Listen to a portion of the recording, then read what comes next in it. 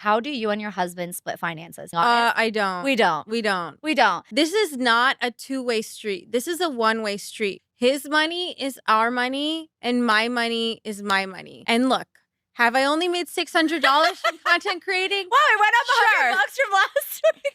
But that's my money, okay? How does a man end up with a partner like this? In today's video, we'll break down the mind of Akash Singh and his wife, Jasleen, to understand how nice guys think. And for the nice guys watching this, towards the end of the video, I'll teach you guys how you can get out of this mindset so you don't end up like Akash. First, let us try to understand why men like Akash accept relationships like this in the first place. For this, we will watch a podcast on which he talks about his relationship and a bunch of other things, but we're focusing on the relationship bit. Tell me about your relationship with your wife. What's that like? A lot of work, a lot of therapy. We love each other so much. We're like deeply in love. And it's like we laugh all the time. You can see from the very beginning that a simple question about his relationship turns into a justification. A lot of work, a lot of therapy, but the relationship is great. If the relationship is so great, then why does he have to justify it? Why does he have to talk about how there's therapy on all that stuff? It's a very simple question. You can just say, hey, it's cool, she's nice. But he has to go to these lengths because he doesn't really want to open up about what's actually happening. But as we watch further into the video, you'll see that he does start to open up, even though he tries to keep a mask. Are you a people's pleaser? Yeah. Right? And she likes being pleased. Like openly. My wife is the most self-aware. It's like amazing. She laughs at herself. She's incredibly self-aware. She's like, yeah, I'm high maintenance. It is what it is. Like, I know what you want me to, I'm not going to apologize. Again, you can see that he's not really being honest here. Being self-aware and laughing at yourself kind of implies that you don't take yourself too seriously. It means that you're an easygoing person. But towards the end, he goes from, oh, she's self-aware to, I know I'm high maintenance, deal with it. It almost sounds like an ultimatum on her part. If Akash isn't ready to accept her selfish behavior, she's not going to try and change herself. Now, obviously, you must be asking yourself, why does Akash even tolerate this in the first place? He's a rich and successful comedian. Surely he can find another partner, right? Yeah, but I'm not doing it for you. I'm doing it so you tell me I'm good enough. You know what I mean? Right. That's Yeah, a yeah. very different thing. Right. It's not a true good deed. So it's fine. That's okay. We all have that, whatever. My wife likes being pleased because it makes her feel validated. But don't pretend the score is so uneven that I'm doing this for you. I'm doing this for me. And you're not making me feel validated even though I'm doing this. Yeah. It's not you don't do shit. I just need the validation. So in this part of the podcast, he talks about his people pleaser tendencies. People pleasers or nice guys or lover girls have a tendency of abandoning themselves in the process of accommodating others.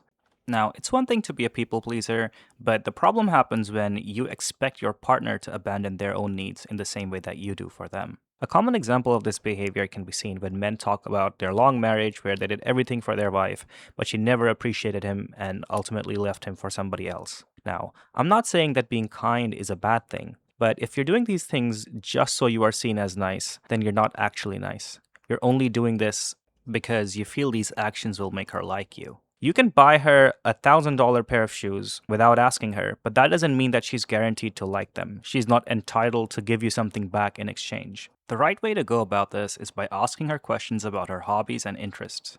That way you can personalize her gift and make her feel special. Anybody with money can buy you an expensive purse, but that isn't a personal item. It's like when your relatives buy you a t-shirt for your birthday when you're a kid. Yeah, you should be grateful, but they probably got that because they don't know what you actually like. A lot of times you get angry, but you're not actually angry. You're feeling, I'm insecure about this thing, and then you said that thing and it hurt my feelings, and it's coming out as anger. I could just say, hey, you know what, I'm insecure about this thing, and you said that and it kind of hurt my feelings. It's a whole different fight. And that's what so much of what we're trying to work on. I'm sure you're confused about how the two examples are different. They're not. This is another example of self-abandonment. His wife said something that made him feel insecure, and instead of being validated for his pain and for opening up, she expects him to voice his concerns in the right way so she doesn't get mad. When it's her turn, well, I'm high maintenance and I'm not gonna apologize for it. But if you have an issue with me, say it in a nice way or else. You can also see that he doesn't prioritize his own feelings, but rather he prioritizes her feelings, that she shouldn't feel hurt. So she hurts him, she makes him feel insecure, And instead of being like, you know what, I feel bad about it, I should voice out my concerns and then see how things go, he has to watch the way he addresses his issues with her. As you can tell, this creates a lot of resentment in these men that they can't voice out. So instead of expressing it to the person that has actually hurt them, they start externalizing their frustrations at others who are just completely not concerned with this issue. And you can see that Akash is trying to rationalize this and he's saying, well, it's all about the tone, it's all about how I say it. No, it's not about that. She just doesn't want him to open up. Instead, she wants him to internalize the issue and blame himself or just not complain about it at all. I've always felt like I get taken advantage of because I try to be nice. I said to her, look, I'm going to do all these things. I'm going to do the therapy. I'm going to do whatever. So I finally said, you know what? I'm just going to try to lead by example.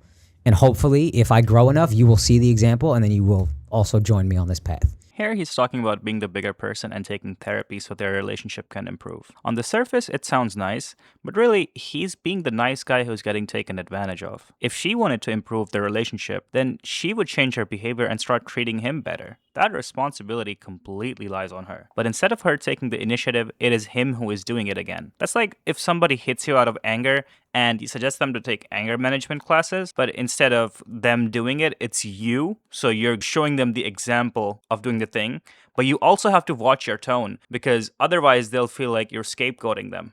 And that she heard way better than I'm doing this and you're not. And then she did. She's in therapy now, like more so than me, even more intensely than I am. And like it's been really helpful.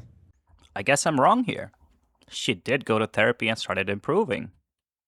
Right? Right?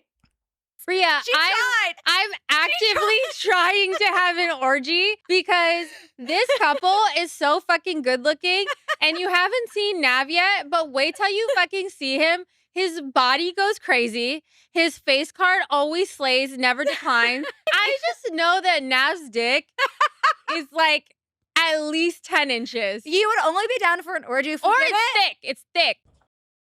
Yeah. I don't know what kind of therapy they took. Probably cuckolds therapy.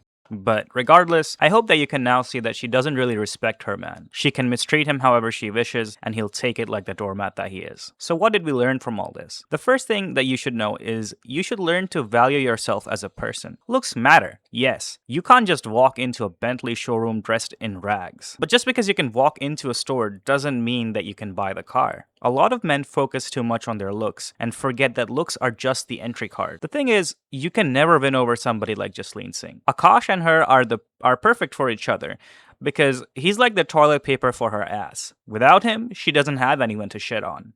I'm sure that a lot of you guys have stories like this where you were disrespected by your crush or your ex. But remember, no matter how good looking or rich you are, she will still be disrespectful because that's her personality. You can't change that. Look at any big personality, any celebrity. A lot of men go through this kind of stuff. They are cheated on even though they have six packs, they have a muscular body, they have tons of wealth, they have tons of fans. These women don't care. That is their fault. It is not the man's fault. But what you can change is who you approach. There are many Jasleen Singhs out there, and there are many women out there who are super loving and caring, and you need to be able to find them. If you find yourself with a woman who talks about bare minimum and as he should, while she isn't ready to make any efforts, give her up. Women like her want what's best for them, and they don't care about how you feel. It's a very selfish, transactional kind of relationship, and you don't want that. You don't want to be in that. Men will often complain about how women don't treat them right and how women need to improve. See, I understand the sentiment of what's being said, but do you think that women like Jasleen are going to change? She will only change when men raise their standards and start caring about how they're treated in a relationship. The best way to ensure that you end up with a Jasleen Singh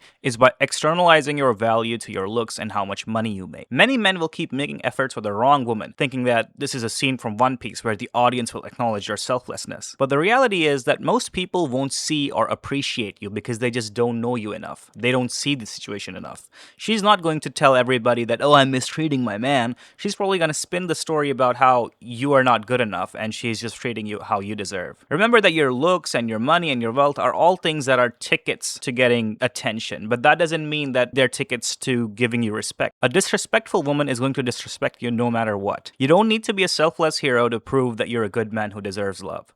You deserve love regardless. Now, if you want a decent partner, you should look for a woman who will reciprocate your efforts. Women who will actually listen to you and make you feel important. Many women will crib about how their man shouldn't say anything about what they wear or who they talk to. And I agree with them. Leave those women for Akash Singh, alright? Let him live out his Adam 22 fantasy in real life. For those of you who are watching, give your attention to women who appreciate it and have the same values as you. Someone who you don't need to correct. Someone who you don't need to explain all this stuff to. There are many women who are like us men, who have the same interests as us, who enjoy gaming, who enjoy sports. But we just need to learn to see them. We've been brainwashed into thinking that all women are dumb and cruel by women like Jasleen. Because if Akash learns that there are women who will genuinely love him and take care of him and are hotter than Jasleen, why would he waste time in this marriage? That's all I have to say. Have a good one.